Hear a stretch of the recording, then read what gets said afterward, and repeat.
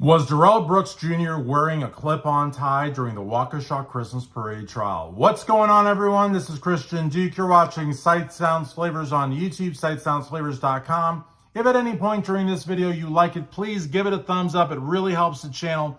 Also, please subscribe, ring the bell for notifications, share the videos. Don't steal the videos. Don't download them, re-upload them as your own, but share them using the URL on your Facebook groups, Reddits, whatever. And also, please leave a comment down below. So, a lot of people over the weeks and months have been asking me about the Darrell Brooks collection, which will be a video for another day, because a lot of people think that the shirts and ties and jackets, were part of his own collection, as if Darrell Brooks had a wardrobe of, formal wear. And just the idea that some of you call it the Darrell Brooks collection is frightening, because a collection is something that you would see like at Men's Warehouse or I don't know, Dillard's or something. I mean, this guy did not have, these suits belong, I hope you guys know that, I hope you know that, these suits belong to the county. Just like that Bible that he had on the table, that's all county property.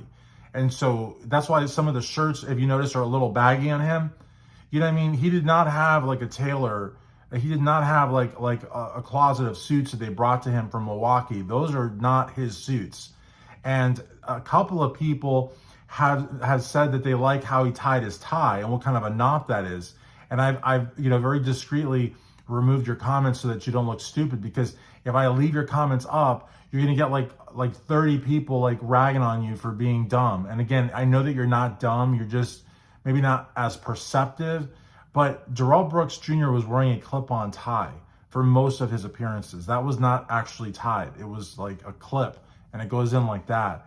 And so, that's why, did you guys ever notice that he never sometimes when lawyers or just, other people in court are a little stressed out or they want to take a break, they might loosen their tie a little bit, or they might tighten it or fidget with it. And he never did that. It's because he had a clip-on tie. I mean, he could have unclipped it, taken it off, and put it back on, but usually, people that wear clip-on ties don't want anyone to know they're wearing clip-on ties, so they never touch them. And sometimes they don't even move their neck very much because they're scared it'll fall off. It's actually very embarrassing to wear a clip-on tie. Usually people that wear clip-on ties are imbeciles, because it's very easy to tie a tie. And it's actually a very cool thing that I learned from my dad. And it's a real cool father-son thing or uncle-nephew thing, or even the guy that sells you the tie can show you how to do it. You know what I mean? But you should know how to tie a tie. There's different ways to tie it. You could single it, double it, whatever.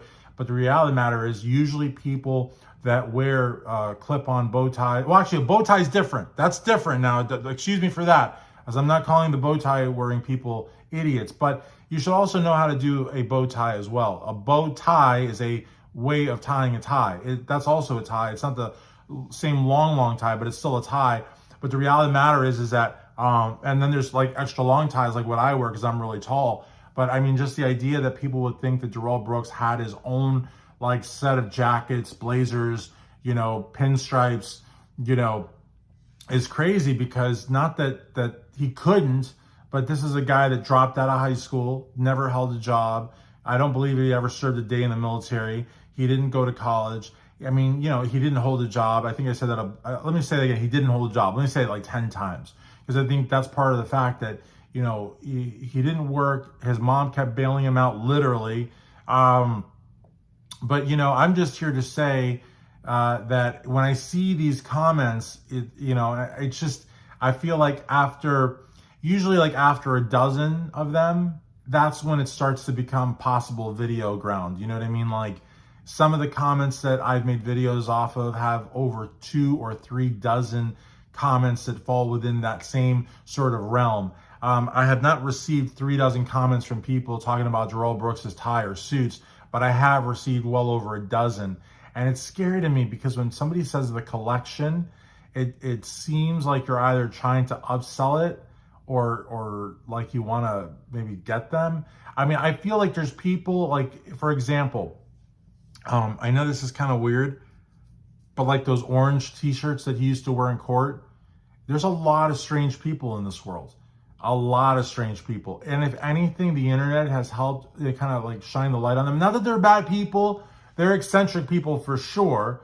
Not necessarily bad people. I mean, there's people that collect World War II memorabilia, Nazi memorabilia, Imperial Japanese memorabilia. It doesn't mean that they would have fought for the Japanese emperor or for Hitler. It doesn't mean that if you like French Revolution regalia that, you secretly wish you could man a guillotine. It just means that you're eccentric. It means you're, a little different. And that's not bad. It's not bad. We like to say here, keep Louisville weird. Louisville is a very eccentric city. There's nothing wrong with being eccentric, but back to my point, if somehow Darrell or somebody could put one of those orange shirts that he wore for sale, there's people out there that would actually bid quite a bit of money for that. You know what I mean? And it's look at Alex Murdaugh, his couch. I took some flack for this because it sold for like $40,000, but then people said, well, it also included like a folding chair and a love seat. Okay, well, whatever. The Alex Murdaugh furniture kit or combo sold for $40,000. So somebody wanted to pay $40,000 for a couch and some other like folding chairs to have a couch where Alex Murdaugh sat his butt on after work every day, and watched a football game. Why? Because he killed his wife and his son, and he had a big trial on TV, and now he's going to do a million years in prison.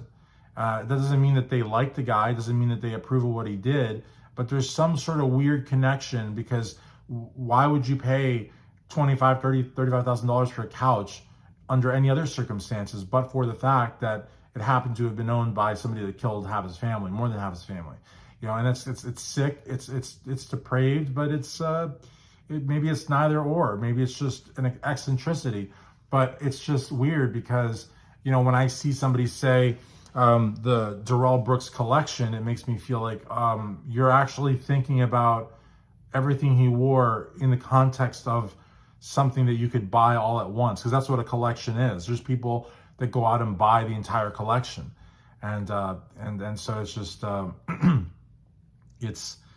it's just weird. It's just weird. I'm not trying to judge anybody, but it's weird. I can call it eccentric, which is a nicer kind of way of calling it weird, but it is weird. And some people get very annoyed that I repeat a lot of things a lot of times, like the fact that I gave Judge Darrell a 97%. I'm sorry, guys, that is me. You know what I mean? If I say something wrong and you correct me, then I will definitely take that in and try to rectify it. If you don't like me saying that Judge Darrell gets a 97 from me over and over again, I get it, and I'll take that in. And maybe I won't say it as much. Maybe me saying it now is just me kind of saying, hey, I got to be me. And maybe I will subconsciously say it less. But, when it comes to being who I am, I can't, apologize for that. I can't stop that. I think that if you buy, Darrell Brooks's t-shirt, if you had the possibility of buying it and you bought it and you spent like even $1 for it, but especially if you spent like $300 for it, you're weird.